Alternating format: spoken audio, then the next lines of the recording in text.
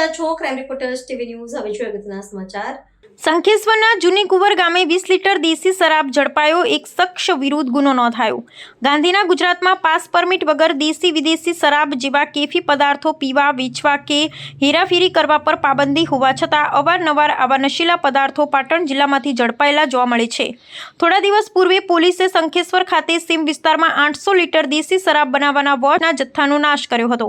સાથે દારૂની ગાળવાની સાધન સામગ્રી તેમજ કેરબા તોડી પડાયા હતા. તેવામાં ફરી એકવાર સંખેશ્વર પોલીસ જૂની કુંવર ગામે રેડ કરતા 20 લીટર દેશી શરાબી ઝડપી પાડ્યો હતો.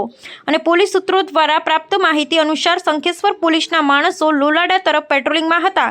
તે દરમિયાન પોલીસે બાતમી મળેલી કે જૂની કુંવર ગામે ઠાકોર મેવાજી કરશનજી તેના ઘરે પાસ પરમિટ વગરના દેશી શરાબ રાખી વેપલો કરતા હોવાની બાતમીને આધારે સંખેશ્વર પોલીસે રેડ કરતા તેના ઘરની ઓસરીમાં રાખેલો દેશી શરાબ લીટર 20 જેની કિંમત ₹4,000નો પોલીસે ઝડપી પાડ્યો હતો. જોકે રેડ દરમિયાન ઠાકોર મેવાજી સ્થળ પર હાજર ન હોય સંખેશ્વર પોલીસે સ્ટેશને ઠાકોર મેવાજી કરશનજી વિરુદ્ધ ગુનો નોંધી આગળની કાર્યવાહી હાથ ધરી હતી. Crime news Sankheshwar Gugaji Thakor.